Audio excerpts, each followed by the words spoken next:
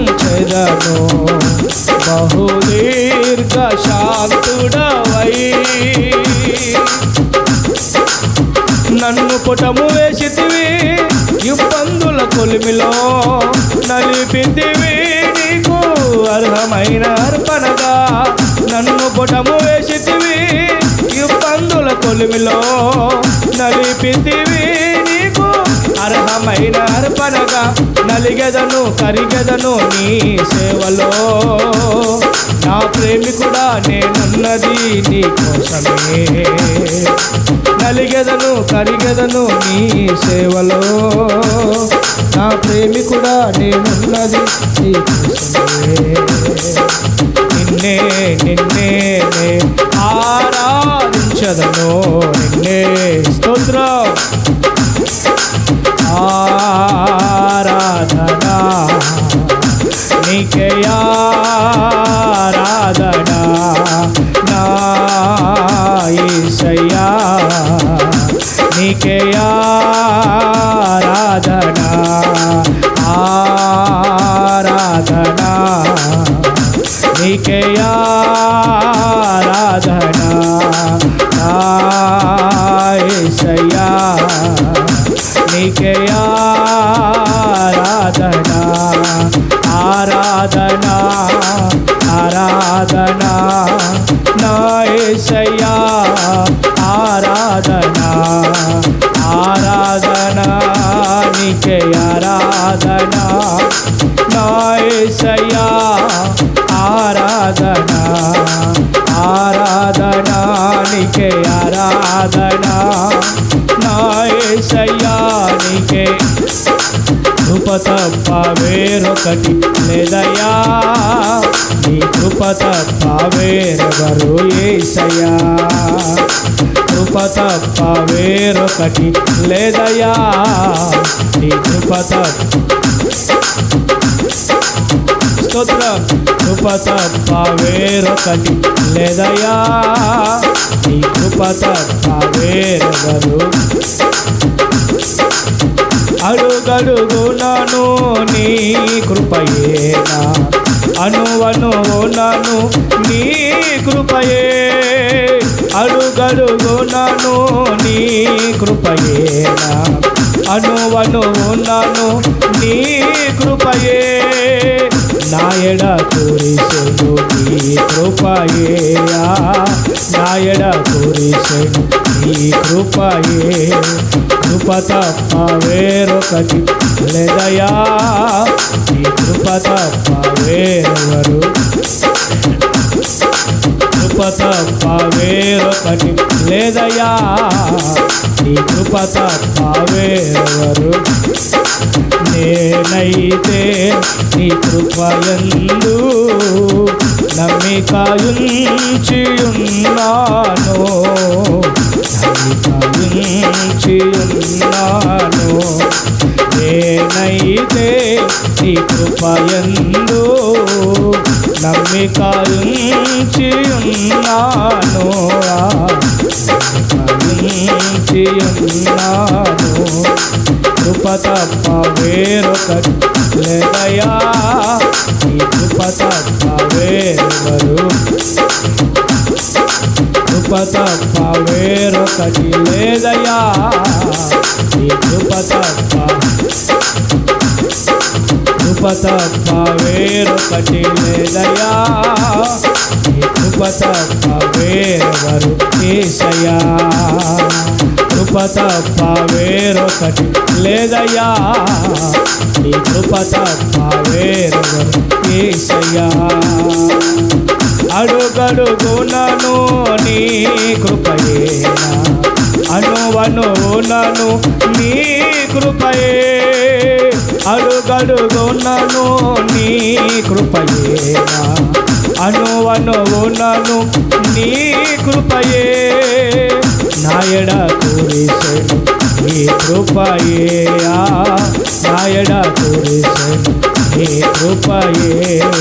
కృప తప్ప కృప తప్ప కృప తప్ప వేరొకటి లేదయ్యా, నీ కృప తప్ప యేసయ్యా నీ కృపా, యేసయ్యా నీ కృపా, యేసయ్యా నీ కృపా, యేసయ్యా నీ కృపా, యేసయ్యా నీ కృపా, యేసయ్యా నీ కృపా, యేసయ్యా నీ కృపా, యేసయ్యా నీ కృపా. ఆరాధనా నీకే, ఆరాధనా, ఆరాధనా నీకే, ఆరాధనా. యేసయ్యా నా యేసయ్యా, యేసయ్యా నా యేసయ్యా, యేసయ్యా నా యేసయ్యా, యేసయ్యా నా యేసయ్యా, యేసయ్యా నా యేసయ్యా. yes Lord, యేసయ్యా నా యేసయ్యా, యేసయ్యా నా యేసయ్యా, యేసయ్యా, యేసయ్యా నా యేసయ్యా, యేసయ్యా నా యేసయ్యా. నేనైతే కృపయందు నమ్మికయుంచి, నీ కృపే మాకు ఆధారం, నీ కృపే మాకు జీవము, నీ కృప జీవము కంటే ఉత్తమం. నీ కృప లేనిదే క్షణమైనా మేము బ్రతకలేము. కృప తప్ప మా జీవితాల్లో మరొకటి లేదు. నిలిచి ఉన్నామంటే నీ కృప, బ్రతికి ఉన్నామంటే నీ కృప, ఆరోగ్యంగా ఉన్నామంటే నీ కృప, ఆశీర్వాదకరంగా ఉన్నామంటే నీ కృప, సజీవులపై నిలిచామంటే నీ కృప. కృప కృప కృప, ఇది కేవలం నీ కృప మాత్రమే. కృప తప్ప మరొకటి లేదు ప్రభువా. నీ కృపే, నీ కృపే, నీ కృపే, నీ కృపే, నీ కృపయే. ఎవరు లేరు నాకిలలో, నీవే నాకు సర్వము. ఎవ్వరు లేరు నాకిలలో, నా దేవా నా ప్రభువా యేసు, నా దేవా నా ప్రభువా యేసు. నా ప్రాణమా నా సమస్తమా ప్రభుని స్తుతించుమా. నా యేసు చేసిన మేలులు నీవు మరువకుమా. నా యేసు చేసిన మేలులు నీవు మరువకుమా. నా ప్రాణమా నా సమస్తమా ప్రభుని స్తుతించుమా. నా యేసు చేసిన మేలులు నీవు మరువకుమా. నా ప్రాణమా నా సమస్తమా చీకు చింతలలో కుమిలి నేనుండగా, చీకు చింతలలో కుమిలి నేనుండగా, నా చెంతకు చేరి నా చింతలు బాపితివి. నా చెంతకు చేరి నా చింతలు బాపితివి. నా ప్రాణమా నా సమస్తమా ప్రభుని స్తుతించుమా. నా యేసు చేసిన మేలులు నీవు మరువకుమా. ఎవ్వరు లేరు నాకిలలో, నీవే నాకు సర్వము. ఎవ్వరు లేరు నాకిలలో, నా దేవా నా ప్రభువా యేసు. నా దేవా నా ప్రభువా యేసు, నా దేవా నా ప్రభువా యేసు, నా ప్రాణమా నా సమస్తమా ప్రభుని స్తుతించుమా, నా యేసు చేసిన మేలులు నీవు మరువకుమా.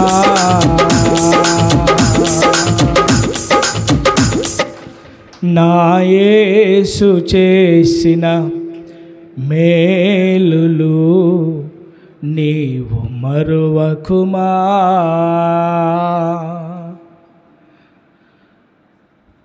నా ప్రాణమా నా సమస్తమా ప్రభుని స్తుతించుమా, నా యేసు చేసిన మేలులు నీవు మరువకుమా. గాఢంధకారములో కుమిలి నేనుండగా, గాఢంధకారములో కుమిలి నేనుండగా, నా చెంతకు చేరి నా చింతలు బాపితివి, నా చెంతకు చేరి నా చింతలు బాపితివి. అందరూ చెప్పుదాం. నా ప్రాణమా నా సమస్తమా ప్రభుని స్తుతించుమా, నా యేసు చేసిన మేలను నీవు మరువకుమా,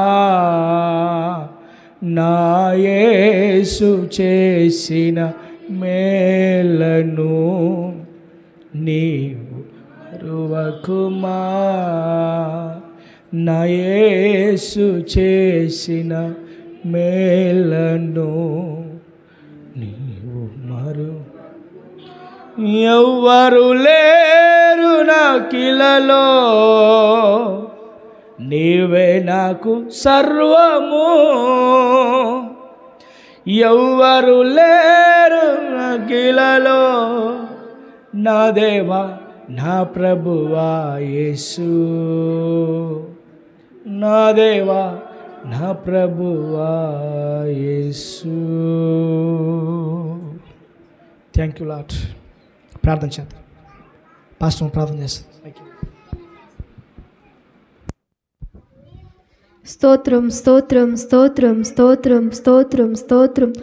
కృపాసత్య సంపూర్ణుడైన యేసయ్య, నీ బంగారు పాదముల కొందనాలు కృతజ్ఞతాస్తుతులు చెల్లించుకుంటున్న తండ్రి, గడిచిన నెల మొదలుకొని నెల వరకు కాచి కాపాడి నీ కృపలో దాచి భద్రపరిచి ఆరోగ్యాన్నిచ్చి ఆయుష్నిచ్చి ప్రభా ఈ దినం నీ సన్నిధిలో సజీవ లెక్కలోను ఉంచినందుకై నీ కొందనాలు స్తోత్రాలు చెల్లించుకుంటున్న తండ్రి. అవును ప్రభా, ఈ దినం ఎంతోమంది గతించిపోయినప్పటికీ అల్పులమైన మమ్మల్ని అయోగ్యులమైన మమ్మల్ని తండ్రి ప్రేమించి మాకు ఈ దినం ఇచ్చినందుకే మీకే వేలాది వందనాలు కృతజ్ఞతాస్తుతులు చెల్లించుకుంటున్న తండ్రి. అవును ప్రభా నాయన, ఇదిగోనని ఉదయకాల సమయంలో తండ్రి అయ్యా యొక్క పునరుద్ధాన ఆరాధన ప్రభా ఆది నుంచి అంతం వరకునైనా తండ్రి అయ్యా మీ నామానికి మహిమకరంగా జరిగించినందుకే మీ కొందనాలు స్తోత్రాలు చెల్లించుకుంటున్న తండ్రి. అవును ప్రభా, శక్తి చేత కాక బలం చేత కాకనైనా అయ్యా కేవలం నీ ఆత్మబలంగా మీరు జరిగించిన విధానంకై మీ కొందనాలు స్తోత్రాలు చెల్లించుకున్న తండ్రి. అవును ప్రభా, ఇంతవరకునైనా పాటల ద్వారా చప్పట్ల ద్వారా తండ్రి అయ్యా వాయిద్యాల ద్వారా తండ్రి ప్రభా నీ నామాన్ని మహిమపరచుటకు మీరు ఇచ్చిన కృపకై మీ కొందనాలు స్తోత్రాలు చెల్లించుకున్న తండ్రి.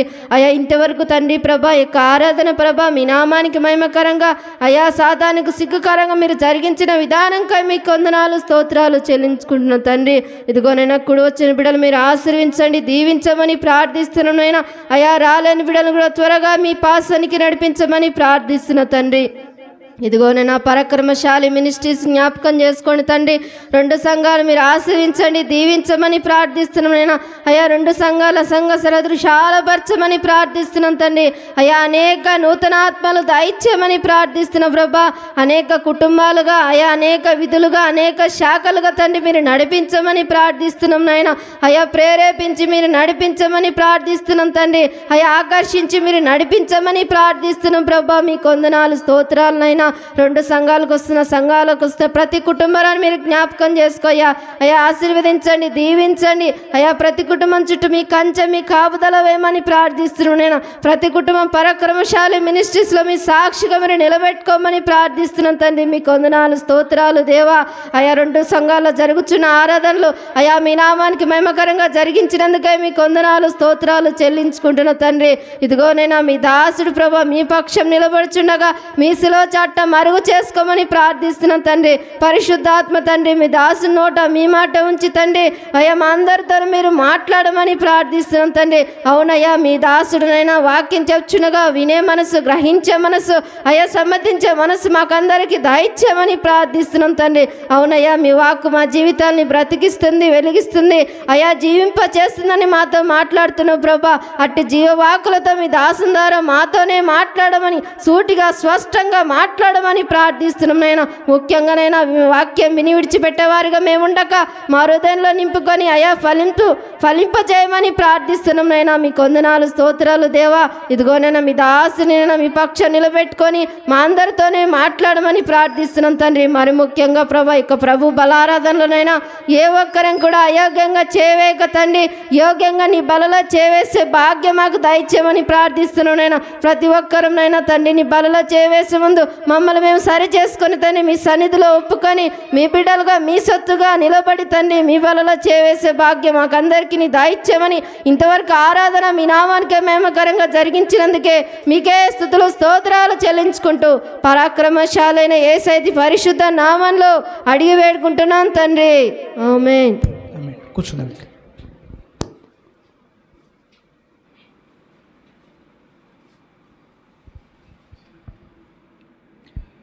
దేవుని పరిశుద్ధమైన నామానికి సమస్త మహిమ, ఘనత, ప్రభావములు కలుగును గాక. హల్లెలూయా. దేవునికి స్తోత్రం. దేవుడు మనల్ని మన కుటుంబాలని దీవించును గాక. మొత్తానికి సంఘం బాగా పలుసైపోయింది, బాగా వెళ్ళారా? ఇంకా కొంతమంది రాలేదు.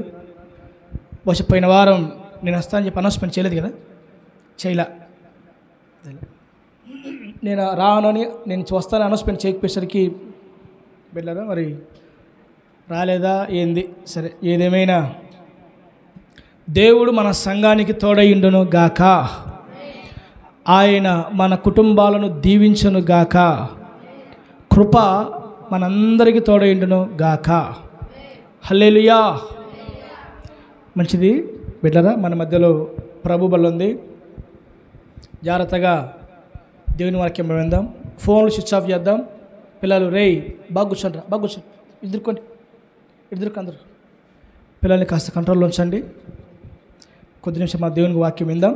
దానికి ముందు మన మధ్యలో సహోదరుడు సొలొమోన్ ఉన్నాడు. ఆ బిడ్డ ఒక 10-15 నిమిషాలు దేవుని వాక్యం అందిస్తాడు. ఆ తర్వాత మనం మరొక వాక్యాన్ని మనం విందాం. బిడ్డరా జాగ్రత్తగా అందరూ విందాం. మైక్ ఇవ్వండి, లేచి మైకిరా, రెడీగా ఉన్నారా మీరు?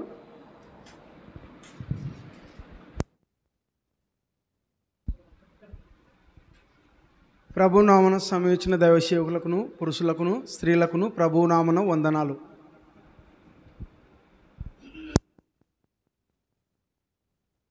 రాసిన పత్రిక 1:19 నుంచి 7 వచనాల వరకు చదువుకుందాం దేవుని లేఖనాలు.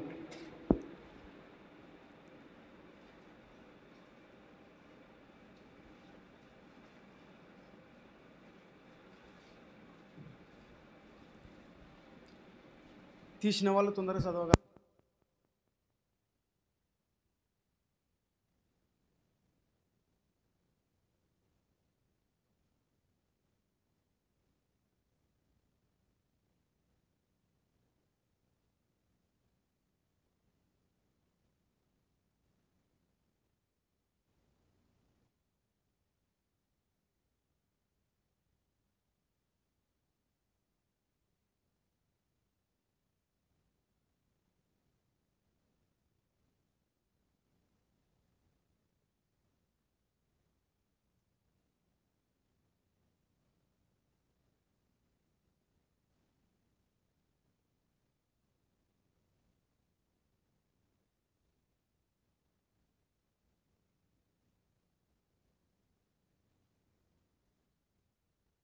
చదువుతాను. ఓకే, నేను చదువుతా. నా ప్రియ సహోదరులారా, ఈ సంగతి ఎరుగుదురు కనుక ప్రతి మనుషుడు వినుటకు వేగిరపడువాడును, మాట్లాడుటకు నిదానించువాడును, కోపించుటకు నిదానించువాడునై ఉండవలను. మన మాటలు విస్తరించి మాట్లాడుతుంటాము, ఇది అది అని మనం మాట్లాడుతున్నాం. ప్రతి మాట ఎవరు చూస్తారు? న్యాయాధిపతి అయిన తండ్రి ప్రభువు చూస్తాడనే ఆలోచన ద్వారా మనము చక్కటి మాటలతో ప్రత్యుత్తరం ఇవ్వాలను. తండ్రి ప్రతిదీ నీ చిత్తమని మనము లోబడి దేవునికి విధేయతంగా ఉండాలి. ఇక్కడ 20 వచ్చిన ఉంటుంది, ఎందుకనగా నరుని కోపము దేవుని నీతిని నెరవేర్చదు. కోపం గురించి ఇట్లా ముందుకుంది, వెనుక్కుంది. అదే ఎఫెసీ పత్రిక 4:26 చదవండి. కోపపడు కానీ పాపము చేయకుడి. సూర్యుడు అస్తమించే వరకు మీ కోపము నిలిచి ఉండకూడదు. సూర్యుడు అస్తమించే వరకు మీ కోపము నిలిచి ఉండకూడదు అంటే ఏ నాటికి చాలునని అర్థం. అది అలాగని ఇక్కడ 21 చూసుకుంటే చూసినారా? అది ఎఫెసీ 4:26. మీకు రెఫరెన్స్ కావాలి కదా, మళ్ళీ చదవండి. అది చదవండి, మళ్ళీ ఇట్లా వస్తాను నేను వెనక్కి వస్తా. ఎఫెసీ 4:26.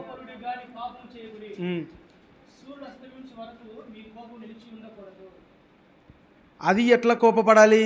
నీతి నిమిత్తమైన కోపానికైతే దోషం లేదు. అల్లరి చేస్తుంటాడు, పిల్లల్ని మందలిస్తాం, పెద్దల్ని కూడా మందలిస్తాం. నీతి నిమిత్తమైన కోపానికి ఏ దోషము లేదు. ఊరికే మాటికి కోపపడితే అది ఒక పాపం. అది జాగ్రత్త కలిగి దేవుని లేఖనాలు మనం తిరస్కరించకుండా మనస్కరించాలి. హృదయం అనే పలక మీద రాసుకోవాలి. సామెతలు 3:3 ఉంది, దయను సత్యమును ఎన్నడును వాటిని విడిచిపోనీయకము, కంఠాభూషణము ధరించుకొని నీ హృదయం అనే పలక మీద వాటిని రాసుకోను. దేవుని ఆజ్ఞలు, దేవుని మాటలు తప్పిపోకుండా ఈ సోన విని ఈ సోన వదిలిపెట్టే వారిగా లేకుండా హృదయమైన పలక మీద మనం రాసుకోవాలి. మళ్ళీ నేను మొదటికి వస్తాను. ఇక్కడ ఏమనుంది? ఎందుకనగా నరుని కోపము దేవుని నీతిని నెరవేర్చదు. 21 వచనం, అందుచేత సమస్తమైన కల్ముషమును విర్రవీగుచున్న దుష్టత్వమును మాని లోపల నాటబడి మీ ఆత్మలను రక్షించుటకు శక్తిగల వాక్యమును స్వాతికముతో అంగీకరించకుడి. శక్తిగల వాక్యము నీ ఎముకలకు జీవము, శక్తి, ఊరటను దయచేస్తుంది. ఎప్పుడు దయచేస్తుంది? నువ్వు పెడసోని పెట్టినప్పుడా, సోని పెట్టినప్పుడా? చెప్పాలమ్మా అందరూ. సోని పెట్టినప్పుడు. మన హృదయాన్ని దేవునికి ఇచ్చినప్పుడు మనం శక్తి కలిగిన వారిగా ఉంటాం. అప్పుడు దేవుని కృపను మనము పొందుకునే వారిగా ఉంటాం. పొందుకపోవట మనలోనే ఉంది. మంచి మనలోనే ఉంది, చెడు మనలోనే ఉంది.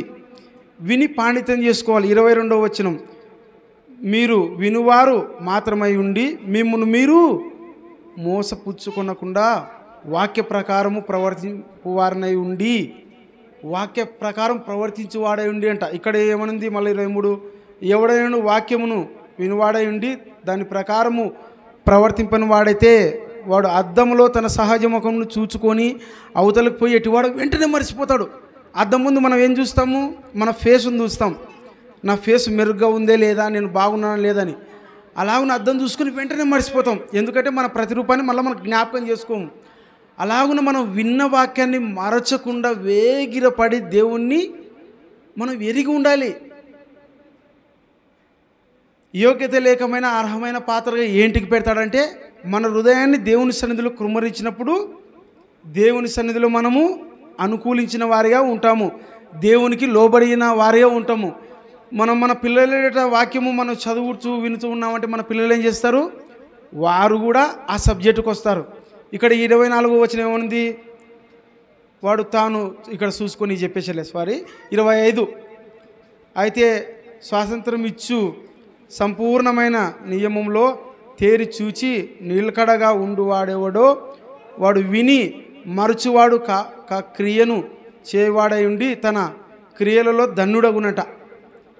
మరచువాడు కాక విని మన క్రియల్లో ధన్యులం అవుతామంట. ఎప్పుడు మన క్రియల్లో ధన్యులం అవుతామంటే దేవునికి మన హృదయం సంపూర్ణంగా ఎప్పుడైతే ఇస్తామో అప్పుడు మన క్రియల్లో ఏమైపోతాము? ధన్యులమవుతాం. ఆ ధన్యులమయ్యే భాగ్యం మనము తెచ్చుకోవాలంటే మొట్టమొదట హృదయం ఎవరికి ఇవ్వాలి? తండ్రి అయిన దేవునికి హృదయాన్ని ఇవ్వాలి. ఎంతోమంది చూస్తున్నారు. పోయిన వారంలో 2 వారాల కింద ప్రవీణ్ అయ్య గారు చెప్పారు, ఎంతోమంది బాప్టిజం తీసుకొని 20 ఏళ్ళు 25 ఏళ్ళు అయినా కూడా స్థిర హృదయులు లేనివారు, హృదయం అనే ఆలోచనలో తొట్టిల్లేవారు. అలాంటి వారికి దేవుని ఆలోచన అందదు, అంతు చిక్కదు.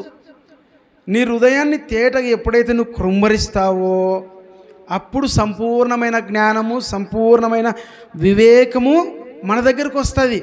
ఇక్కడ ఏమనుంది 26వ వచనం, ఎవడైనాను నోటికి కళ్ళెము పెట్టుకొనక తన హృదయమును మోసపరుచుకొనుచు భక్తి గలవాడనని అనుకొని ఎడల వాని భక్తి వ్యర్థమే.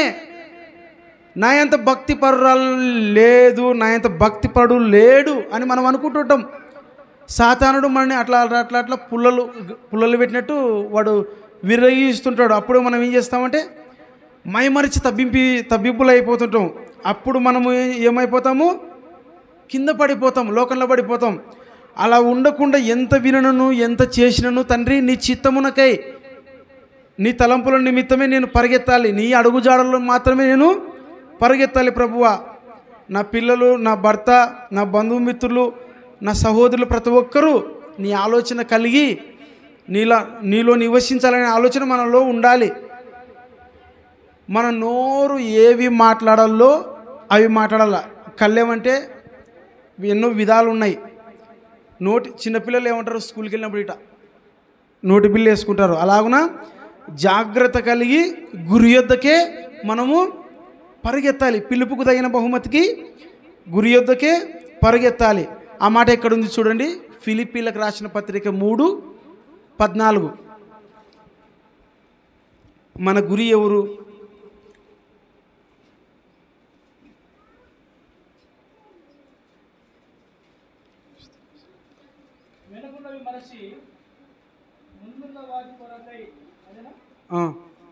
క్రీస్తు యేసునందు దేవుని ఉన్నతమైన పిలుపునకు కలుగు బహుమానం పొందవలెనని గురి యొద్దకు పరిగెత్తుచున్నాను. ఇక్కడ ఈ పౌలు గారు రాసిన లేఖనాల్లో ఏమని రాయబడింది, క్రీస్తు యేసునందు దేవుని ఉన్నతమైన పిలుపునకు కలుగు బహుమానము పొందవలెనని గురి యొద్దకే పరుగెత్తుచున్నాను. మన గురి ఏంటి? దేవుడా లోకమా అనేది మనము నిర్ణయించుకోవాలా. మనలోనే మన ఆత్మ అంటది. మనం ఒకరిని అనేటప్పుడు కానీ ఒకరితో మాట్లాడేటప్పుడు కానీ నేను మాట్లాడేది రాంగ్ రైట్స్ అని మన ఆత్మనే మనకు చెప్తుంది. ఎందుకంటే ఇది దేవుడిచ్చిన ఆత్మ. సామెతల గ్రంథం తీయండి 20:27, నరున ఆత్మ యెహోవా పెట్టిన దీపము, ఇది అంతరంగములనియు శోధించును. ఆ ప్రవీణయ్య గారు చదవండి ఆ మాట. సామెతలు 20:27.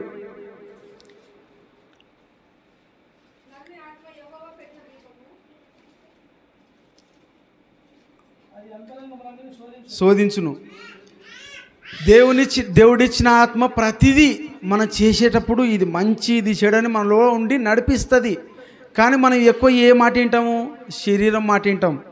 అలా మనం ఉండకుండా దేవుని మాట మాత్రమే మనం వినాలి. గురి యొద్దకి మాత్రమే మనము పరుగెత్తాలి. పిలుపుకు తగిన బహుమతికి పొందాలంటే మనం ఏం చేయాలి? గురి యొద్దకే పరుగెత్తాలి. మనం ఎన్నేళ్ళున్నే మార్పు మనలోన కదలిక రావడానికి కారణం ఏంటంటే ఏకైక మన ఆలోచన, మన తలంపులే. మనం మొట్టమొదటి ఏం చేయాలి? దేవునికి హృదయాన్ని ఇస్తూ మోకాళ్ళ ప్రార్థన చేయాలి. ఒక భక్తుడు అన్నాడు, నీ మోకాలు నలుపు పడితే నీ ముఖము హృదయ సంబంధమైన తెలుపు పడుతుంది. దేవుడు అప్పుడు మనలోన కార్యం చేస్తాడు. చక్కటి వాక్యముతో మనము నింపబడతాము. అప్పుడు హృదయం అనే పలక మీద మనం రాసుకుంటాము. సామెతలు 3:3 చదవండి. చెప్పి వదిలేశా. దయను సత్యమును చదవండి అయ్యగారు, ప్రవీణయ్య గారు. సామెతలు 3:3.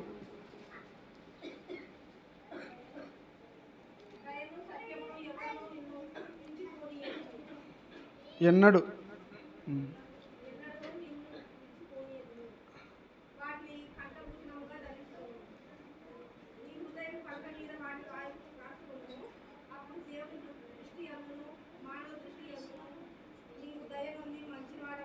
ఓకే అమ్మా, ఆటకమ్మా ఇక్కడ ఏమనుంది? సామెతలు 3:3 దయను సత్యమును ఎన్నడును విడిచిపోనీయకము, వాటిని కంఠాభూషణము ధరించుకును, నీ హృదయం అనే పలక మీద వాటిని వ్రాసుకొనుము. స్కూల్ పిల్లలకు ఉండే పలక వేరు, మనకుండే పలక వేరు. దేవుడిచ్చిన మెత్తనైన తిన్నని హృదయమే గొప్ప మనస్సు. దేవునికి ఈ హృదయంలో చోటు ఇచ్చినావంటే మనం చదివేటప్పుడు కానీ వినేటప్పుడు కానీ, నేను ఒక విద్య లేని పామరుడిని, నా గురించి నేను తలుసుకుంటే నాకు కన్నీళ్ళు వస్తాయి. ఇంత చక్కటి వాక్యాన్ని చదువుటకు దేవుని కృపణించినాడంటే నాకు ఎంతో ఆనందమవుతుంది. దేవుని చిత్తాన్ని మనం అడిగినామంటే మనకి ఏది కూడా కొదువు ఉండదు. దేవుని చిత్తానుసారంగా మనము జీవించాలి. మనం నెమరు వేసుకొని తగ్గించుకోవాలి. ఇక్కడ 7వ వచనం ఏముంది? ఈ ఒక మాట చెప్పి నేను ముగిస్తా.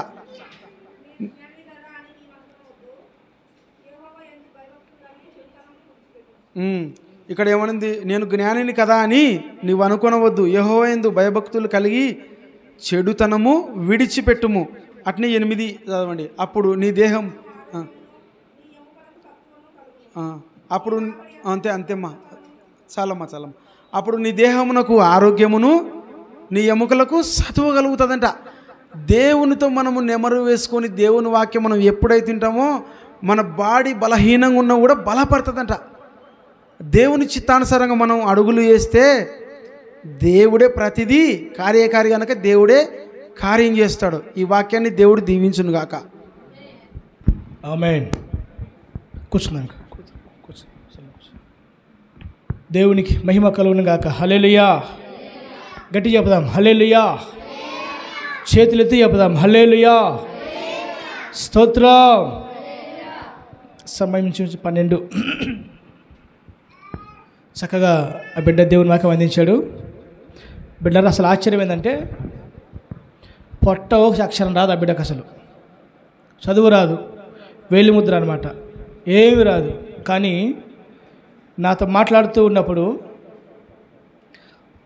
ఒక 10 నిమిషాలకి ఒక 100 రెఫరెన్స్లు చెప్తాడు. నా మైండ్ బ్లాక్ అయిపోయింది అసలు. నేను బీకామ్, మన డిగ్రీ బీకామ్, ఏదో అరవకరు కొన్ని ఉంటాయి గుర్తు జ్ఞాపకంలో. 10 నిమిషాలకి 100 రెఫరెన్స్లు టక్క. నాకు సిగ్గేసింది. నాకైతే ఒరే నాయన, బైబిల్ను ఇట్ట కూడా చదువుతారా అనిపించింది నాకు ఫస్ట్ టైం.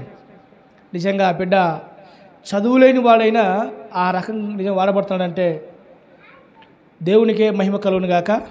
పిల్లరా, నిజం చెప్పాలంటే ఇదొక భాగ్యం. ఇది యేసన్న గారు ఒక పాట రాశాడు. దూతలు చేయని నీ దివ్య సేవను ధూళినైన నాకు చేయ కృపనిచ్చితివే అని యేసన్న రాసిన ఆ పాటలో మన ఎవరు? ధూళి, దుమ్ము, మట్టి. ఇలాంటి దుమ్ము, ధూళి, మట్టి అయిన మనము దేవదూతలు చేయని ఈ పరిచర్య దేవుడు మనకు అనుగ్రహించడం జరిగింది.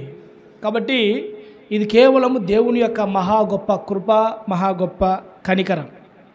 కాబట్టి నా దేవుని బిడ్డలారా, ఇలా మైకు పట్టుకొని దేవుని వాక్యాన్ని చెప్పాలన్నా, మైకు పట్టుకొని దేవుని వాక్యాన్ని అందించాలన్నా, 4 మాటలు 4 ముక్కలు యేసయ్య గురించి ప్రకటించాలన్నా అది దేవుని యొక్క మహా గొప్ప సంకల్పమై ఉండాలి. Praise the lord. నా ఉద్దేశం ఏంటంటే నేను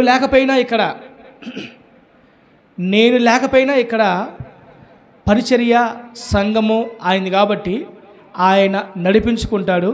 ఆయన విడువని దేవుడు, ఎడబాయని దేవుడు. Praise the lord. నేనేం చెప్తున్నా? నేను ఇక్కడ లేకపోయినా, కూర్చోండి, బాగా కూర్చోండి రా. పిల్లలు చాలా అభ్యంతరకరంగా ఉన్నారా, బాగా కూర్చోండి, సైలెంట్ కూర్చోండి, కంట్రోల్ కూర్చోండి, పద్ధతి కూర్చోండి. కొద్ది నిమిషాలు. నాకు ఒకవేళ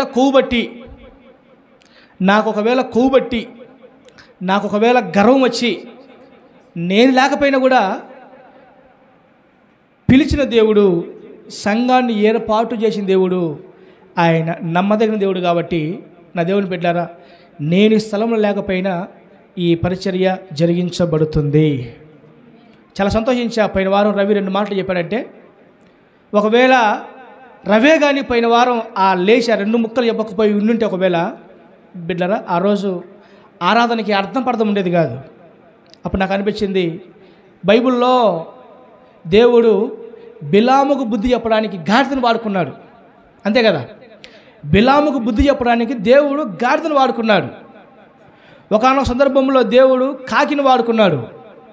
ఒకానొక సందర్భంలో దేవుడు పావురాన్ని వాడుకున్నాడు. అలా చెప్పుకుంటూ పోతే దేవుడు వాడుకోవాలనుకుంటే ఎవరినైనా ఎంతటి వారినైనా ఆయన వాడుకోగలడు. ఆమెను చెప్పాలి గట్టిగా, ఆమె. కాబట్టి నా ప్రేమైన దేవుని బిడ్డారా, సేవ అనర్గళంగా బహుబలంగా ముందుకు సాగిపోద్ది. నాకు అప్పగించబడిన కొద్దిమంది ప్రజలైనా నేను ఎంతకైనా ప్రయాసపడతాను, నేను ఎంతకైనా తెగిస్తాను, ఎంతకైనా నేను కష్టపడతాను. కాబట్టి నడిపించువాడు దేవుడు, ఆయనకే మహిమ కలుగును గాక. మనకు సమయం లేదు, ఒక మాట చదువుకొని కొద్ది నిమిషాలు మనం దేవుని వాక్యం విందాం. లూకాసు వార్త 9వ అధ్యాయము, త్వరగా తీయండి.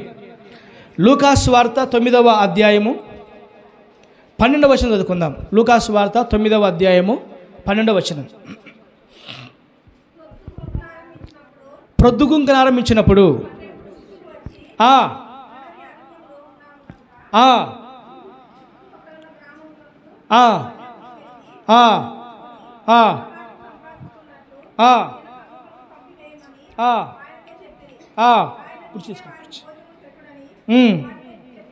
చెప్పగా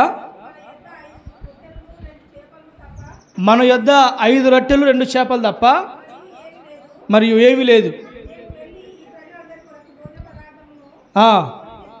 తెత్తుమా అని చెప్పిరి.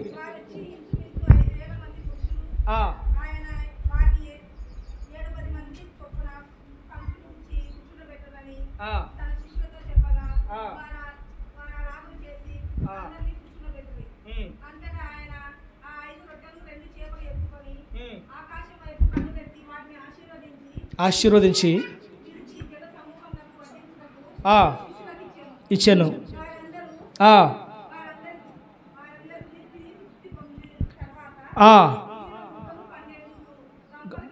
చాలు, ఇంకా బైబిల్ మూసేయండి, ఇంకా బైబిల్ మూసేయండి, ఇంకా బైబిల్ మూసేయండి, క్లోజ్ చేయండి. నా వైపు చూడండి, ఇంకా నా వైపు చూడండి. మీరు కష్టపడింది చాలు. దేవమ్మ చాలా కష్టపడి చదివింది బిడ్డలారా. చదవబడిన లేఖన భాగాన్ని అర్థమయ్యే రీతిలో దేవుడు మనకు బోధించును గాక. కూర్చోండి రా, కూర్చోండి. మనం ఏం చదువుకున్నాం? మనం దేని గురించి చదువుకున్నాం? మనం 5 రొట్టెలు 2 చేపలు 5,000 మందికి యేసుక్రీస్తు ప్రభు వడ్డించడం సన్నివేశం మనం చదువుకున్నాం. ఇంచుమించు అనేక దినాలు యేసుక్రీస్తు సువార్త మాటలు ప్రజలు వింటూ ఉన్నారు. ఆయన ప్రసంగిస్తూ ఉన్నప్పుడు, ఆయన మాటలు మాట్లాడుతూ ఉన్నప్పుడు బిడ్డరా, రాత్రి ఏదో పగలేదో, రేయేదో పగలేదో ప్రజలు మైమరిచిపోయి ఆయన మాట్లాడే ఆ మాటలకు అలా వింటూనే ఉన్నారు. తీరా చూస్తే ఇంచుమించు 3 దినాలు అలా గడిచిపోయాయి, గతించిపోయాయి. ఇంకా ప్రభు అంటున్నాడు, ఈ ప్రజలు ఒకవేళ నేటికి ఒక 3 రోజుల నుండి వీళ్ళు ఆహారాన్ని పుచ్చుకోలేదు, పేతురా, యాకోబు, అంద్రేయ, వీరు కానీ ఇలాగే వారి ఇళ్ళకి వెళితే ఖచ్చితంగా ఈ ప్రజలు దారిలో మూర్చిల్లిపోతారు. కాబట్టి వీళ్ళందరికీ నీవు ఆహారాన్ని పెట్టాలి, మీరే ఆహారాన్ని వడ్డించండి అని చెప్పినప్పుడు శిష్యులు వచ్చి, ప్రభువా, పురుషులే ఇంచుమించు 5,000 మంది ప్రజలు ఉన్నారు, ఏంటి స్త్రీలు పిల్లలు కాక పురుషులే 5,000 మంది ఉంటే ఇంకా మా దగ్గర ఉన్నవేమో ఎవర్రా వాడు, రే బయటికి తీసుకెళ్ళిపోట, బయటికి ఎత్తుకెళ్ళిపో. మా దగ్గరేమో 5 రొట్టెలు 2 చేపలు, నా వైపు చూడాల. మా దగ్గరేమో 5 రొట్టెలు 2 చేపలు మాత్రమే ఉన్నాయి. కాబట్టి ఈ 5,000 మందికి ఎలా మేము పంచిపెట్టాలి అని శిష్యులు యేసు ప్రభుతో మాట్లాడడం. యేసయ్య ఆ 5 రొట్టెలు నా చేతిలోకి తీసుకురండి అని చెప్పడం. అలా 5 రొట్టెలు 2 చేపలు యేసుక్రీస్తు ప్రభు చేతిలోకి తీసుకొని వచ్చిన తర్వాత ఆయన చేతుల్లో వాటిని విరవడం, విరిచిన రొట్టెలను వారికి పంచి పెట్టగా ఏమైంది? అది 5 రొట్టెలు 5,000 మందికి సరిపడా విస్తారంగా ఆహారంగా ఆనాడు మార్చబడింది. ఆమేన్. ఇది మనం చదువుకున్న లేఖన భాగం. 5 రొట్టెలు 2 చేపలు 5,000 మందికి సరిపడా విస్తారంగా దేవుడు ఆనాడు ఆ 5 రొట్టెలను 2 చేపల్ని దీవించడం జరిగింది.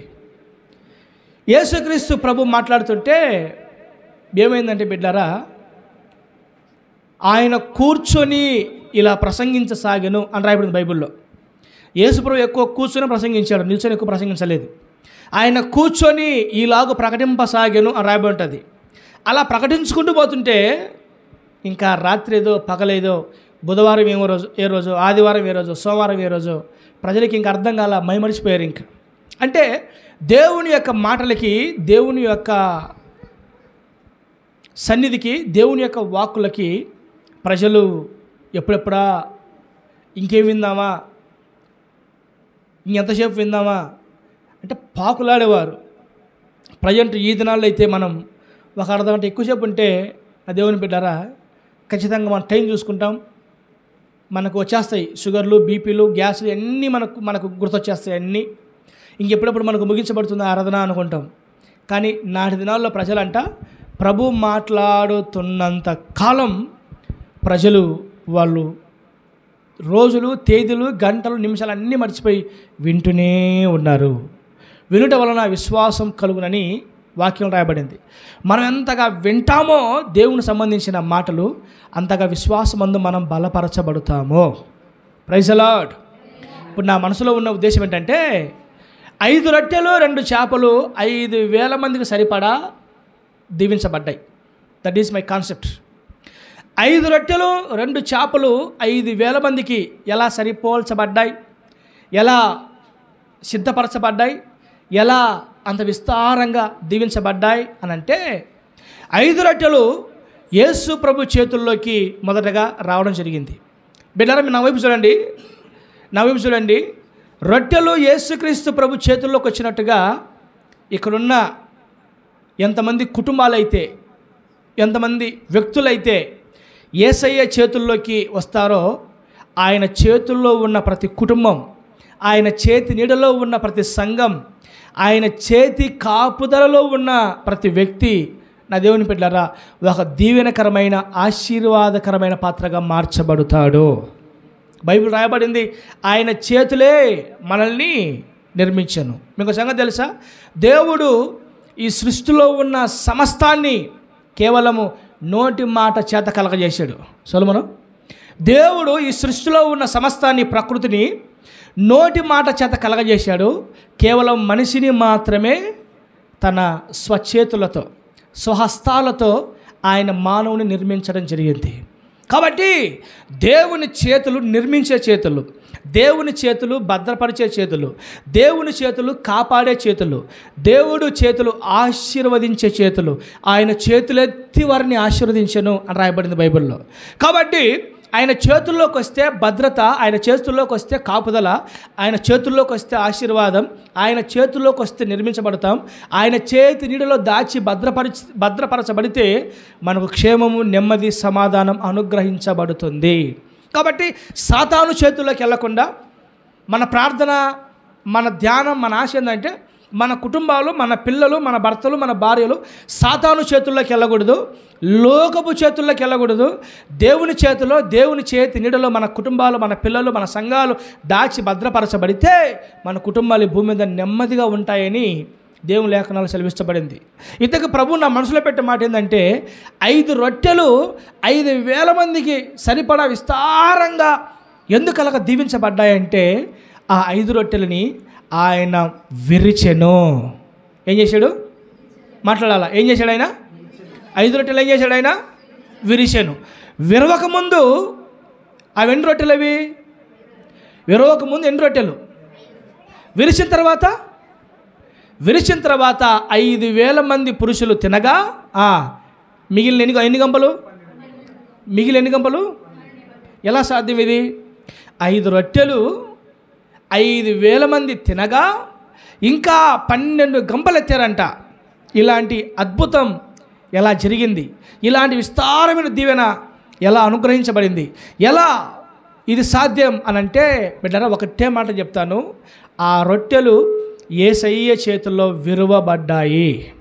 ఏమైనా ఇవి యేసయ్య చేతుల్లో విరవబడ్డాయి.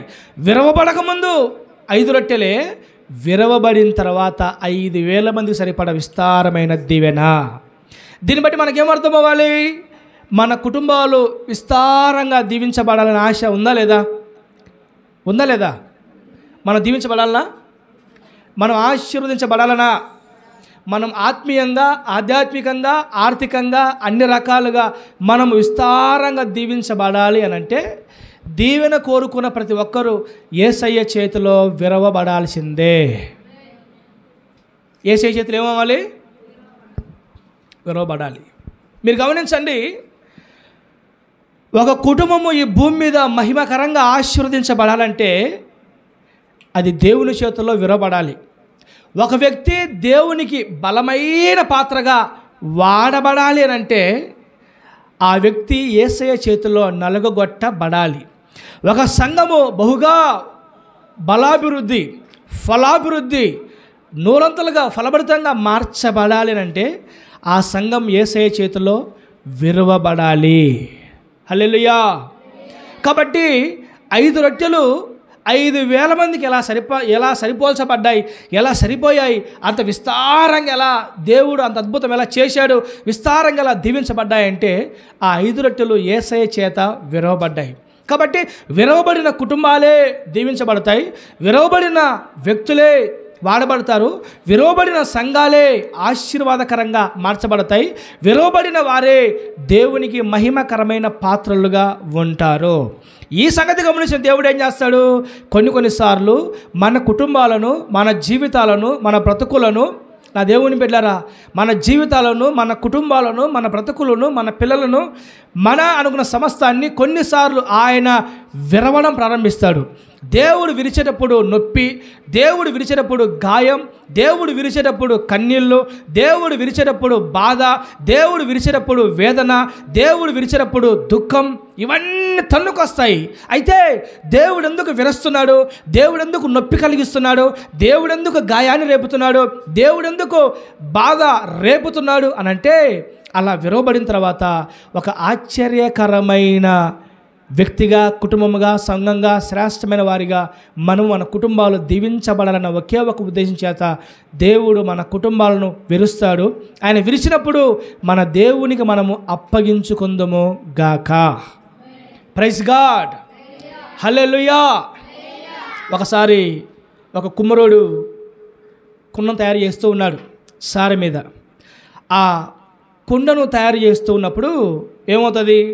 మట్టి తీసుకొని ఆ మట్టి మీద నీళ్లు పోసి దాన్ని బాగా పిసికి దాన్ని బాగా కాళ్ళతో తొక్కి, ఎంత బాగా తొక్కాలంటే అది ఎంత మృదువుగా, ఎంత మెత్తగా అయ్యేంత వరకు అంతగా చేతులతో పిసికి కాళ్ళతో తొక్కి సారి మీద పెట్టి అలా త్రిపంగానే అది అందమైన కుండగా మార్చబడుతుంది. ఒక కుండ, ఒక మట్టి దాని ఆకృతిలోకి రావాలంటే, ఒక మట్టి ఒక అందమైన రూపంలోకి మార్చబడాలంటే దానికి ముందు ఏమవ్వాలి సొలొమోను? అది త్రొక్కబడాలా, నలపబడాలా, కొట్టబడాలా? దానికి శ్రేష్ఠ రూపము రావాలి.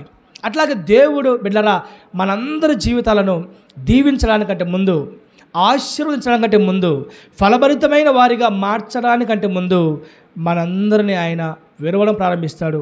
ఆయన విరిచినప్పుడు ఆయనకు మనం అప్పగించుకుంటే చాలు. ఆమేన్. హల్లెలూయా. చాలామంది ఏంటి మాకు శ్రమలు, ఏంటి మాకు కష్టాలు, ఏంటి మాకు బాధలు, మా ఇంట్లో మాకు శ్రమ ఏంటి, ఈ కష్టం ఏంటి, ఈ బాధ ఏంటి, ఈ దుఃఖం ఏంటి, మేమే ఎందుకు ఇలా ఉన్నాం, మా కుటుంబం ఎందుకు ఇలా ఉంది, మా జీవితాలు ఎందుకు ఇలా తగలడ్డాయి, మేమే ఇలా ఎందుకు మారిపోయాం, వాళ్ళు బాగున్నారు కదా, వీళ్ళు బాగున్నారు కదా, పక్కింటోడు బాగున్నాడు, వెనకింటోడు బాగున్నాడు, ముందింటోడు బాగున్నాడు, మేమే ఇలా ఉన్నాం, మా పిల్లలే ఇలా ఉన్నారు, మాకేం దరిద్రం ఉంది, మేమే ఇంత కష్టం, మేమే ఇంత శ్రమ, మేమే ఇంత ఇబ్బందులు పడుతున్నాం అని చాలామంది నా దేవుని బిడ్డలారా ఒక అవిశ్వాసంగా అల్ప విశ్వాసంగా మాట్లాడుతూ కొంతమంది ఉంటారు. కానీ దేవుని లేఖనం ఏమి సెలవిచ్చిందంటే కుటుంబాలనైనా సంఘాలనైనా వ్యక్తులనైనా ఎవరినైనా ఆయన దీవించడానికంటే ముందు, ఫలభరితంగా మార్చడానికంటే ముందు, శ్రేష్టమైన వారిగా ఆయన మార్చడానికంటే ముందు, దానికి ముందు దేవుడు చేసే స్టైల్ ఏంటంటే ఆయన విరవడం ప్రారంభిస్తాడు.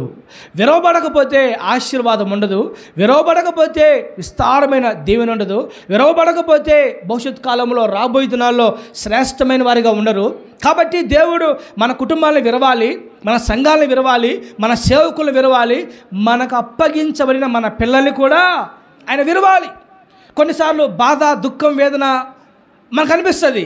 అయినా దేవుడు విరిచేటప్పుడు మనం మారు మాట్లాడకుండా, అవిశ్వాసంగా, అల్పవిశ్వాసంగా, అపనమ్మకంగా, సన్నకొనకుండా, గొనక్కుండా, తిరుగుబాటు మాట్లాడకుండా, దేవుని దూషించకుండా, దేవుని గురించి చెడుగా మాట్లాడుకోకుండా అలా సైలెంట్గా మౌనంగా ఉండిపోతే తగిన కాలమున ఒక దినాన భవిష్యత్ కాలంలో ఒక ఆశ్చర్యకరమైన వారిగా మనల్ని మన దేవుడు మన కుటుంబాలని మార్చివేస్తాడు. బైబిల్లో నాకు ఇష్టమైన మాట ఒక మాట రాయబడింది.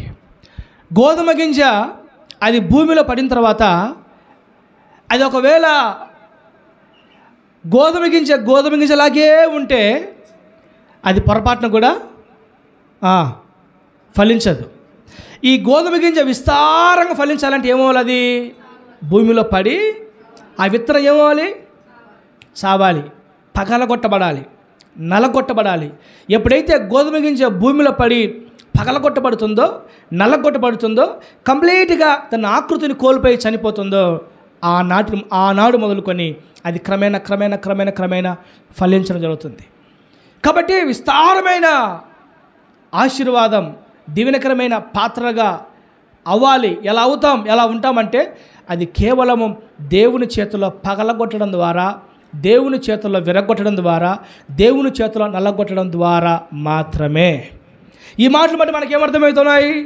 మన జీవితంలో కొన్నిసార్లు ఇరుకులు, ఇబ్బందులు, కష్టాలు, బాధలు, రోగాలు, వ్యాధులు, వ్యతిరేకతలు, పోరాటాలు, నిందలు, అవమానాలు, అనారోగ్యాలు ఇవన్నీ మన కుటుంబాలని చుట్టుముట్టినప్పుడు మనం తలుచుకోవాల్సిన ఒకే ఒక మాట, దేవుడు మమ్మల్ని విరుస్తున్నాడు, దేవుడు మమ్మల్ని నలుపుతున్నాడు, దేవుడు మమ్మల్ని విరుస్తున్నాడు కాబట్టి, నలుపుతున్నాడు కాబట్టి, నల్లగొడుతున్నాడు కాబట్టి. ఎందుకని? కీడు కోసమో, శాపం కోసమో, ఇంకా దేని కోసమో కాదు. మేము భవిష్యత్ కాలంలో ఒక దీవెనకరమైన పాత్రగా ఉండటం కోసము ప్రభు మమ్మల్ని నలగొడుతున్నాడు, విరగొడుతున్నాడు అని చెప్పి మనం దేవునికి అప్పగించుకునే ఒక ఆయుధాలుగా, శ్రేష్టమైన భక్తులుగా, మనుషులుగా మనం ఉంటే మన దేవుడు మన బ్రతుకులని ఆశీర్వదకరంగా మారుస్తాడు. అసలు ఆశ్చర్యం ఏంటంటే 5 రొట్టెలు 5,000 మందికి ఎలా సరిపోయినాయి? అది ఆశ్చర్యం. 5 రొట్టెలు 5,000 మందికి ఎలా మార్చబడ్డాయి అని అంటే అది ఆశ్చర్యం.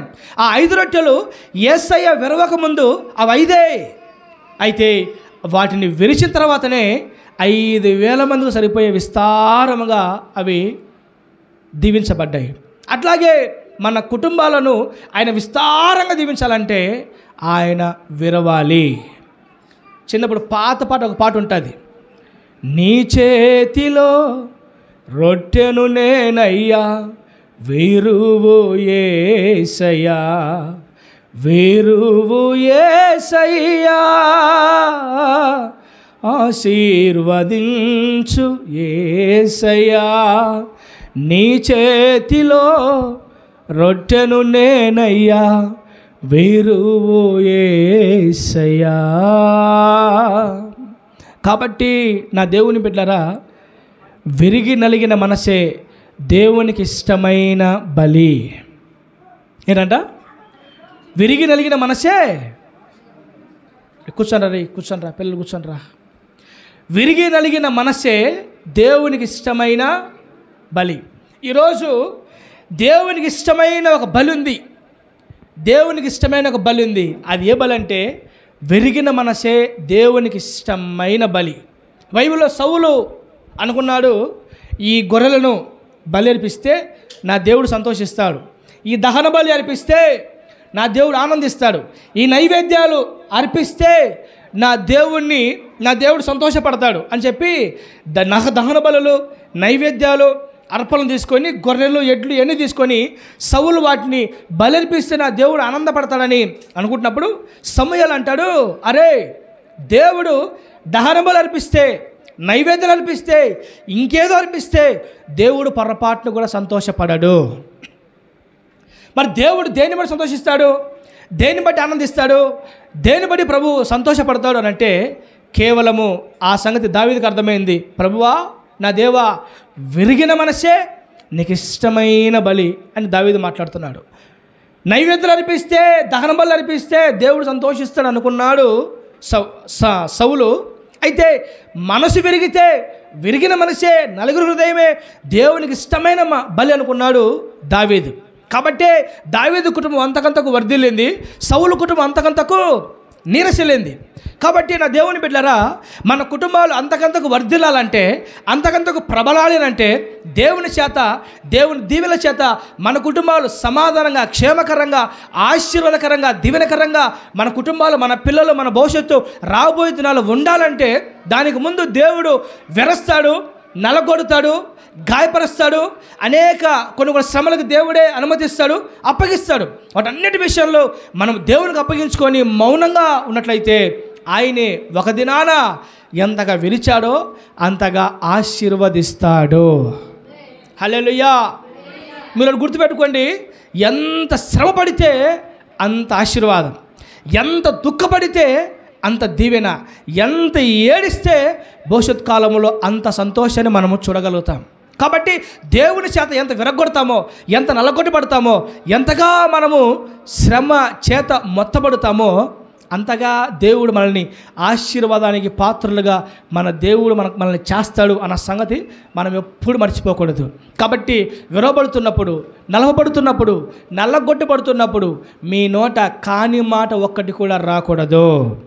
విరగొట్టబడుతున్నప్పుడు, నల్లగొట్టబడుతున్నప్పుడు, శ్రమల చేత ఒకవేళ మిమ్మల్ని దేవుడు మొత్తుతున్నప్పుడు మీ నోటు నుంచి ఆయాసకరమైన మాట, కాని మాట, దేవుడు దుఃఖాన్ని కలిగించే మాట, ఒక పొరపాటు మీ నోటిలో ఒక్క మాట కూడా రావడానికి వీలు లేదు.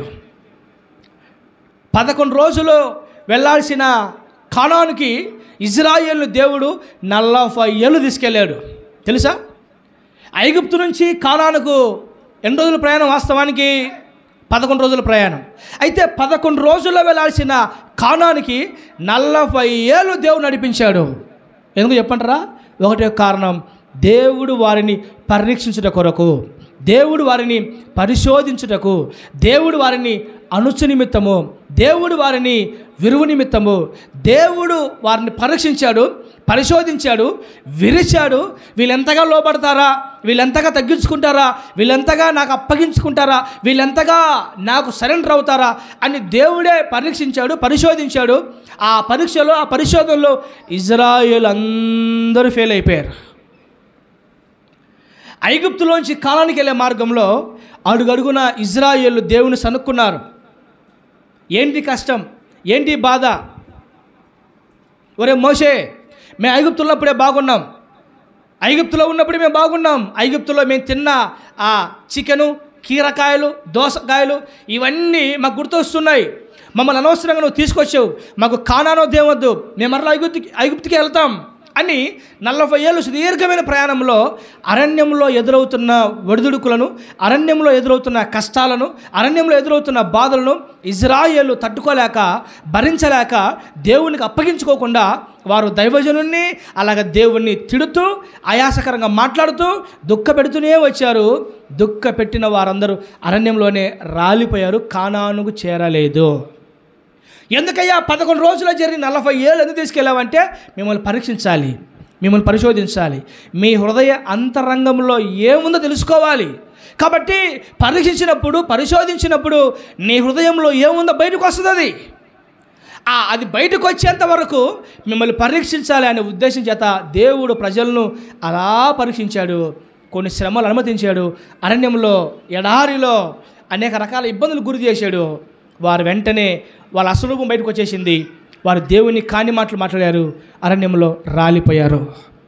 కాబట్టి బిడ్డరా, ఒక సంగతి గుర్తుపెట్టుకోవాలా, దేవుడు మనల్ని ఎప్పుడు పరీక్షిస్తూనే ఉంటాడు. దేవుడు ఇచ్చి పరీక్షిస్తాడు, ఇవ్వకుండా పరీక్షిస్తాడు. అబ్రహాముకి ఇస్సాకును ఇచ్చి పరీక్షించాడు. ఫస్ట్ ఇవ్వకుండా పరీక్షించాడు. ఇచ్చిన తర్వాత ఏమన్నాడు? నీవు ప్రేమించు వాడిని నువ్వేం చేయాలి మరలా నా కోసము అబ్రహామా, నేను నీకు చూపించే పర్వతం మీద బలి అర్పించు. నిజంగా దేవుడు అలా బలి కోరుకుంటాడా? కోరుకోడు. దేవుడు అబ్రహామును పరీక్షించాడు. అబ్రహాముకి నేను ముఖ్యమా, మరి వాడి అబ్రహాము యొక్క కుమారుడు ముఖ్యమా? పరీక్షించాడు. అబ్రహాము 100కు 100 పాస్ అయిపోయాడు. అబ్రహాముకి తన కుమారుడి కంటే కూడా దేవుడే శ్రేష్టమైన వాడు. తన దేవుని కొరకు తన కుమారుని సైతం బలి అర్పించడానికి సిద్ధపడిన ఒక త్యాగశీలి అబ్రహాం. కాబట్టి అబ్రహాం అందరికి విశ్వాసులందరికీ తండ్రిగా మార్చబడ్డాడు. అబ్రహామును పరీక్షించినట్టే మనల్ని, మన కుటుంబాలని మన దేవుడు పరీక్షిస్తాడు. ఆ పరీక్షలో మనము దేవుని కొరకు నిలబడుదము గాక. హల్లెలూయా, ప్రైజ్ ది లార్డ్. ఇజ్రాయిల్ అలా సాగిపోతూ ఉన్నప్పుడు వారికి భయంకరమైన దాహం వేస్తుంది. వారికి అలా దాహం వేసినప్పుడు ఏం జరగద్ది అని అంటే, దేవుని బిడ్డలారా, మారా అనే ఒక స్థలం ఎదురవుతుంది. ఈ మారా అనే ఒక స్థలం దగ్గర ఇజ్రాయేళ్ళు ఒక నీటి ఊట కనపడితే ఆ నీటి ఊటలో నీరు త్రాగి సేద తీరాలి అనుకున్నప్పుడు ఏం జరగద్దయ్యానంటే, ఆ నీరు తాగుదామని ట్రై చేస్తే అవి చేదైన నీరంట. ఎలాంటి నీరు? చేదైన నీరు. వెంటనే మోషే, ఈ నీరు చాలా చేదైనవి, మేము తాగలేకపోతున్నాం, మా వల్ల అవ్వట్లేదు అని మోషేతో చెప్తే, మోషే ఆ నీటి ఊటి పక్కనే ఉన్న ఒక చెట్టును చూసి ఆ చెట్టు కొమ్మను నరికి, రాయబడింది నిర్గమకాండంలో, మోషే ఒక చెట్టును చూసి చెట్టు కొమ్మను నరికి, నరకబడిన చెట్టు కొమ్మ చేదైన నీటి ఊటలో వేయంగానే ఏమైంది? మారా మధురముగా మార్చబడింది.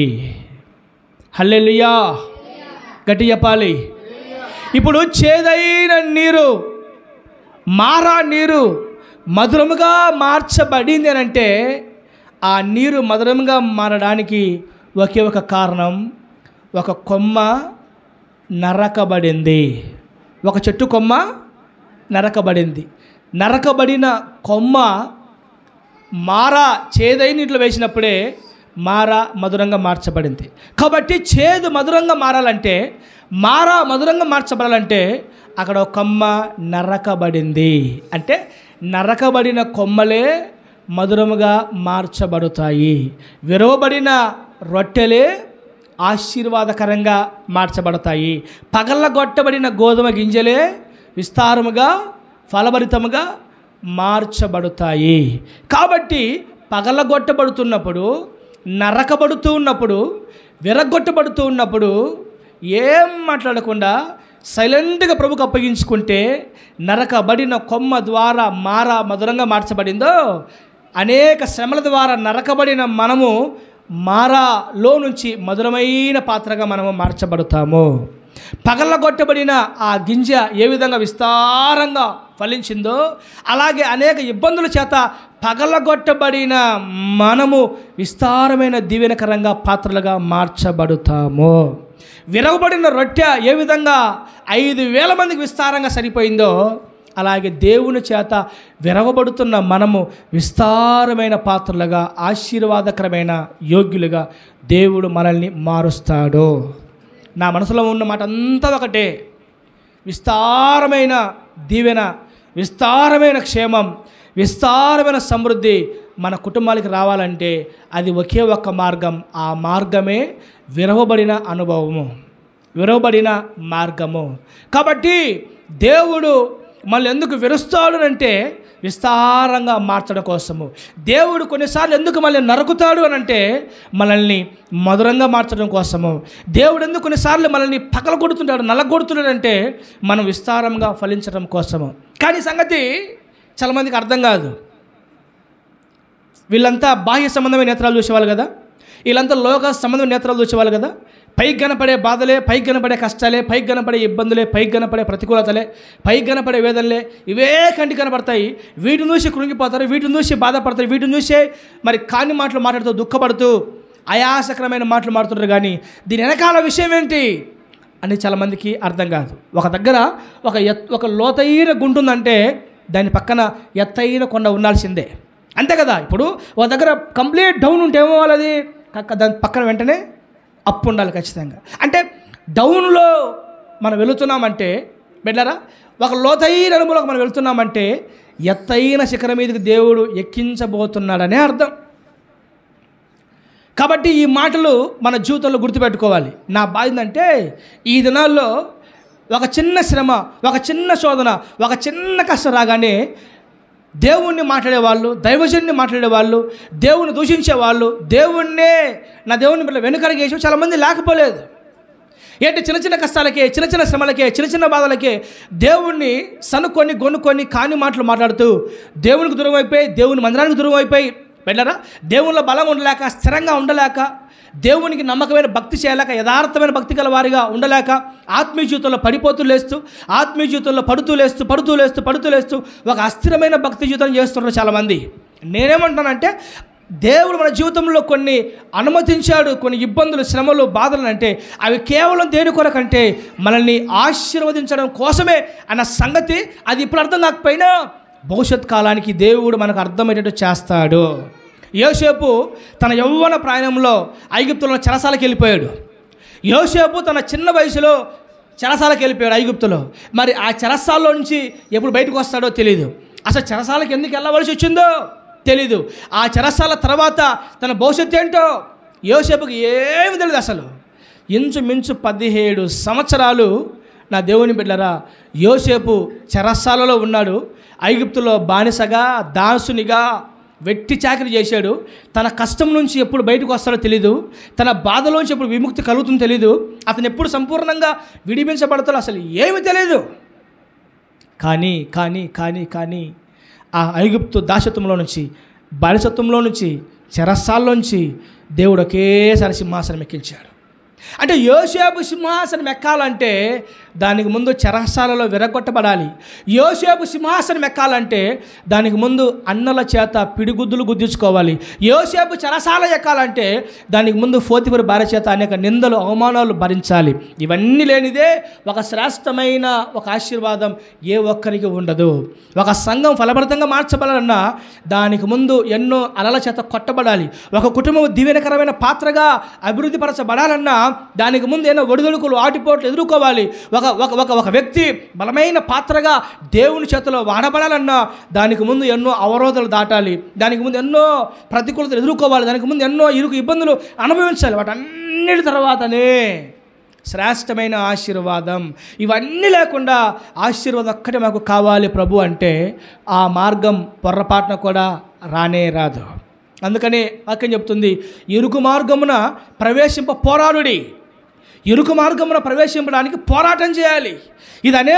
ఇదొక విశాల మార్గం. అనేకులు విశాల మార్గాన్ని ఎంచుకుంటారు, విశాల మార్గాన్ని కోరుకుంటారు. కానీ మీరైతే ఇరుకు మార్గంలో ప్రవేశించాలి. ఇరుకు మార్గంలో ప్రవేశించడానికి మీరు పోరాటం చేయండి. క్రైస్తవ జీవితం అనేది ఒక పోరాటం లాంటిది. భక్తి, ఆత్మీయత అనేది ఒక పోరాటం లాంటిది. ఈ భక్తిలో, ఈ ఆత్మీయతలో క్రమంగా సాగిపోవాలంటే బిడ్డలు ఖచ్చితంగా ఒక పోరాటమే చేయాలి. మనుషులతో పోరాటం, శరీరంతో పోరాటం, ఆకాశ మండలమందున దురాత్మల సింహాలతో పోరాటం, అనేక శ్రమల ద్వారా, ఇబ్బందుల ద్వారా పోరాటం. ఇవన్నీ జయిస్తేనే ఒక శ్రేష్టమైన ఆశీర్వాదకరమైన వ్యక్తిగా ఉంటాము. ఇది మనకు ఎలా అర్థమైంది? 5 రొట్టెలు విరవబడకపోతే 5, అవి విరబడితేనే 5,000 మందికి సరిపోయేగా మార్చబడింది. నరకబడిన కొమ్మ చేదైన నీటి ఊట్లో వేసినప్పుడే అది మధురంగా మార్చబడింది. అందుకే దావీదు అంటాడు, విరిగిన మనసే నీకు ఇష్టమైన బలి. నా దేవుని బిడ్డలారా, నువ్వెంత విరగొట్టబడతావో నీవంత దీవెనకరమైన పాత్రగా ఉంటావు. హల్లెలూయా. మట్టి ముద్ద అది ఎంత ఎక్కువగా త్రొక్కబడి, పిసకబడి, కాళ్ళతో నలగొట్టబడి అది ఎంత త్రొక్కబడుతుందో అది అందమైన కూజగా, అంత శ్రేష్టమైన కుండగా అది మార్చబడుతుంది. దేవుని యొక్క ప్లానింగ్ అంత ఇలాగ ఉంటుంది బిడ్డలారా. కాబట్టి నా ఉద్దేశం ఏంటంటే మన జీవితంలో కొన్ని దేవుడు అనుమతించినప్పుడు మనం సంతోషంగా వాటిని ఆహ్వానించుదాము గాక. Praise the lord. అందుకే ఈ సంవత్సరం పాట రాశాను నేను. ఈ సంవత్సరం, నన్ను పుటము వేసితివి ఇబ్బందుల కొలిమిలో, నలిపితివి నీకు అర్హమైన అర్పణగా. చప్పట్లు కొడదాం. నన్ను పుటము వేసితివి ఇబ్బందుల కొలిమిలో, నలిపితివి నీకు అర్హమైన అర్పణగా. నన్ను పుటము వేసితివి ఇబ్బందుల కొలిమిలో, నలిపితివి నీకు అర్హమైన అర్పణగా. నలిగెదను కరిగెదను నీ సేవలో, నా ప్రేమికుడా నేనున్నది నీ కోసమే. నలిగెదను కరిగెదను నీ సేవలో, నా ప్రేమికుడా నా ప్రేమికుడా నా ప్రేమికుడా నేనున్నది నీ కోసమే. నిన్నే నిన్నే ఆరాధించదను, నిన్నే నిన్నే ప్రేమించదను, నిన్నే నిన్నే ఆరాధించదను, నిన్నే నిన్నే ప్రేమించదను. బహుదీర్ఘ శాంతుడవై బహువింతగా ప్రేమించితివి. గతిలేని కనికరము గతిలేని నా పైన చూపితివి యేసయ్యా, నీకే పాదాభివందనం. నిన్నే నిన్నే నిన్నే నన్ను పుటము వేసితివి ఇబ్బందుల కొలిమిలో, నలిపితివి నీకు అర్హమైన అర్పణగా. నన్ను పుటము వేసితివి ఇబ్బందుల కొలిమిలో, నలిపితివి నీకు అర్హమైన అర్పణగా. నలిగెదను కరిగెదను నీ సేవలో, నా ప్రేమికుడా నేనున్నది నీ కోసమే. నలిగెదను కరిగెదను నీ సేవలో, నా ప్రేమికుడా నేనున్నది నీ కోసమే. నిన్నే నిన్నే ఆరాధించదను, నిన్నే నిన్నే ప్రేమించదను. నన్ను పుటము వేసితివి ఇబ్బందుల కొలిమిలో, నలిపితివి నీకు ఇష్టమైన అర్హమైన పాత్రగా. నలిగెదను కరిగెదను నీ సేవలో, నా ప్రేమికుడా నేనున్నది నీకోసమే. దేవుడెంత నలుపుతాడో, దేవుడెంత విరుస్తాడో, దేవుడెంత ఇబ్బందుల కొలిమిలో మళ్ళీ వేస్తాడో, అంతగా మనము దేవునికి ఇష్టమైన పాత్రలుగా మార్చబడుతాము. హల్లెలూయా, ప్రైజ్ ది లార్డ్. మోషే సకల విద్యా ప్రవీణత గలవాడు. మోషే ఐగుప్తులో సకల విద్యా ప్రవీణుడు, అన్ని విద్యల్లో నేర్పరైన వాడు మోషే. ఐగుప్తులో ఉన్నప్పుడు నా దేవుని బిడ్డలారా, ఐగుప్తులో ఫరో తర్వాత ఫరో అంతటి స్థానాన్ని అధిష్ఠించాలి మోషే. ఈ మోషే అనుకున్నాడు, ఇజ్రాయేల్ ప్రజలకి నా ద్వారే విడుదల విమోచన. ఈ ఇజ్రాయేలుని ఐగుప్తు నుంచి కానాను తీసుకెళ్లే వీరుని శూరుని నేనే. ఈ ప్రజలను నడిపించే నాయకుడిగా ఉండాల్సిన వాడను నేనే. ఎందుకంటే నేను చాలా తెలివిమంతుణ్ణి, నేను చాలా విద్యను నేర్పరని, సకల విద్య ప్రవీణత గలవాడిని, అన్ని రంగాలు ఆరితేనేవాడిని. కాబట్టి అన్ని నైపుణ్యాలు నాకు వచ్చు. కాబట్టి నా ద్వారానే ఈ ప్రజలకు విడుదల విమోచన అని మోషే భ్రమపడుతూ ఉండేవాడు. ఆఖరికి ఇజ్రాయేలును నేనే హీరో మీకు నమ్మించడం కోసము ఇజ్రాయేల్ ప్రజల ముందే ఒక ఐగుప్తీని కొట్టి చంపేస్తాడు మోషే. ఒక ఐగుప్తీని కొట్టి ఇసుకలో పాతి పెట్టేస్తాడు. అప్పుడేమనుకోవాలి, అబ్బో మోషే హీరో నాయకుడు, మోషే బలవంతుడు, యుద్ధ నైపుణ్యత గలవాడు, ఐగుప్తీని కొట్టి చంపేశాడు. కాబట్టి ఐగుప్తీని మీద యుద్ధానికి వెళ్ళాడు, గొడవకి వెళ్ళాడంటే ఖచ్చితంగా మా పక్షాన ఉంటాడు ఇజ్రాయేల్ అని అనుకోవాలని ఇజ్రాయేల్ అందరూ కలిసి మోషే నాయకుడా మమ్మల్ని నడిపించే కానానికి అని ఇజ్రాయేలు తన మీద ఆధారపడతారని తన సొంత జ్ఞానాన్ని డిపెండ్ చేసుకొని ఈ మోషే ఐగుప్తులో ఒక ఐగుప్తుని కొట్టి చంపేస్తాడు. బిడ్లరా, ఎందుకని నేనే ప్రజలు నడిపించే నాయకుడిగా ఉండాలి అనుకొని. అలాంటి మోషే ఐగుప్తులోంచి అరేబియా ఎడారిలో తీసుకొని వచ్చి మిద్యాను దేశంలో 40 సంవత్సరాలు మోషే చేత దేవుడు గొర్రెలు గాయిస్తాడు. మోషే తన మామ దగ్గరకు వచ్చి 40 ఏళ్ళు గొర్రెలు కాచి గొర్రెలతో సహవాసం చేసి ఆ కొండల్లో అరణ్యంలో చెట్లల్లో గొర్రెలతో సహవాసం చేసి ఆఖరికి మోషే నత్తివాడిగా మారిపోతాడు. 40 ఏళ్ళు నలపడతాడు, నలిగిపోతాడు, నల్లగొట్టబడతాడు. ఆఖరికి నా దేవుని బిడ్డలారా తన జీవితంలో అలసిపోతాడు. ఆ గొర్రెలతో సహవాసం చేసి నోటి మాంద్యం గలవాడిగా మారిపోతాడు. అప్పుడు దేవుడు వచ్చి, మోషే నువ్వు నా ప్రజల్ని విడిపించాలి, నువ్వు నా ప్రజల్ని ఐగుప్తులోంచి విడిపించాలి, కాబట్టి నువ్వే నాయకుడు, ప్రజలను విడిపించగల హీరో నాయకుడు మోషే నీవే, కాబట్టి నువ్వు ఐగుప్తుకి వెళ్ళి నా ప్రజలను తీసుకురా అంటాడు దేవుడు. అప్పుడు మోషే ఏమంటాడు, ప్రభువా నేను నోటి మాంద్యం గలవాడిని, నేను చేతగాని వాడిని, నేను అంత ధైర్యవంతుని కూడా కాదు, కాబట్టి నేను దేనికి సెట్ అవ్వనయ్యా, నా బదులు ఇంకొకరిని ఏర్పాటు చేసుకొని ఇంకొకరిని తీసుకొని ఇంకొకరి ద్వారా నీ పని నువ్వు చేసుకో, నా వల్లైతే కాదంటాడు. అదే మోషే 40 ఏళ్ల ముందు ఐగుప్తుని కొట్టి చంపి మిమ్మల్ని విడిపించే నాయకుడిని నేనే అంటాడు. ఇదే మోషే 40 ఏళ్ళ తర్వాత, అయ్యా నాకు నోటి మాట సరిగ్గా రాదు, ఫరో ముందు నేను మాట్లాడే చేత నాకు కాదు, కాబట్టి ఇంకొకరు తీసుకెళ్ళిపో, నా వల్ల కాదు అంటాడు. లేదు మోషే నీ ద్వారానే ప్రజలను విడిపించే విమోచకుడు నీవే అంటే, నా వల్ల కాదు మహాప్రభు వదిలేసేయని అంటాడు. ఏంటి అప్పుడేమో ఐగుప్తుని మీద గొడవేసి కొట్టి చంపి నేనే మీ నాయకుడు అన్నోడు ఇప్పుడు నా వల్ల కాదు ప్రభువా, ఎందుకు ఇలా అయిపోయాడంటే నలగొట్టబడ్డాడు, విరగొట్టబడ్డాడు. మోషే తన జ్ఞానము, తన బలము, తన శక్తి, తన టాలెంట్ ఉన్నంత వరకు దేవుడు మోషేను ఆశీర్వదించలేదు, నాయకుడిగా చేయలేదు, విమోచకుడిగా చేయలేదు. దేవుడు మోషేను ఆశీర్వదించలేదు. ఎప్పుడైతే అరణ్యంలోకి తీసుకొచ్చిన తర్వాత అరణ్యంలో మోషే నల్లగొట్టబడ్డాడో, విరగొట్టబడ్డాడో, నచ్చోడిగా నోటి మాంద్యం గలవాడిగా మారిపోయాడో, అప్పుడు దేవుడు అంటాడు, నీవే ప్రజలను విడిపించే నాయకుడివి.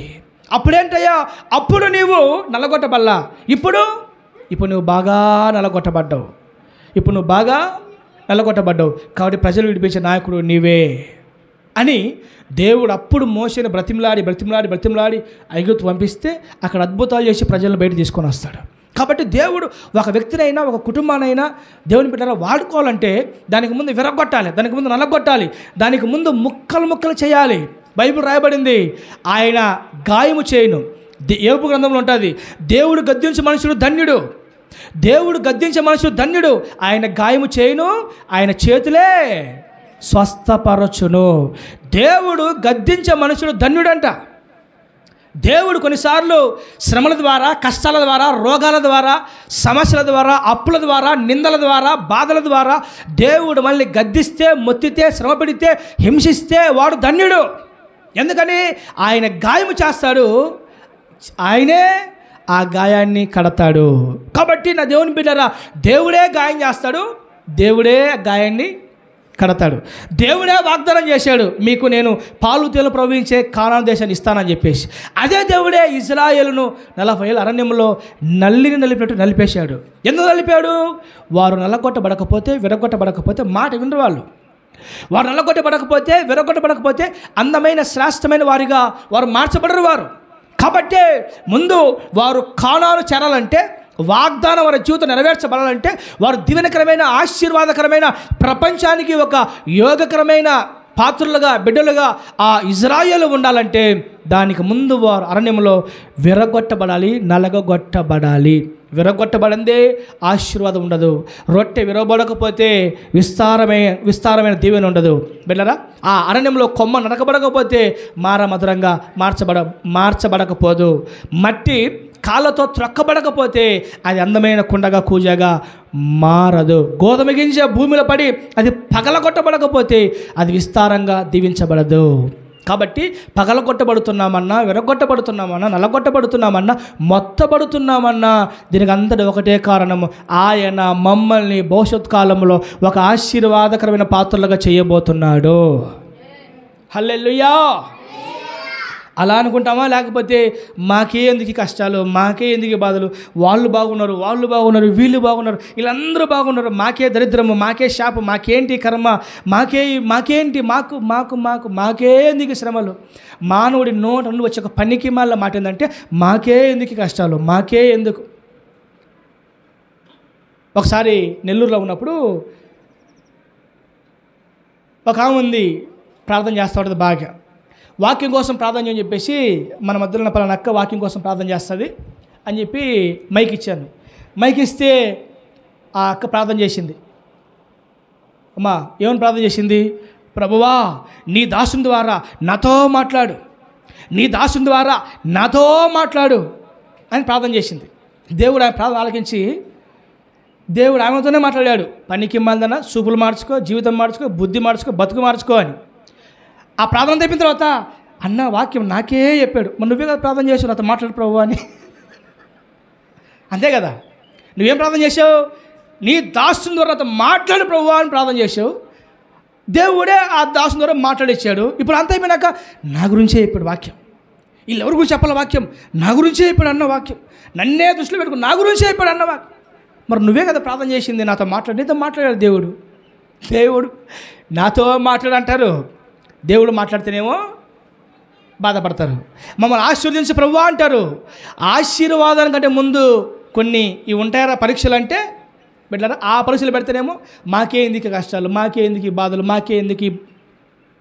కాబట్టి ఒక ఆదరణకరమైన మాట, ఒక ఆదరణకరమైన సందేశం,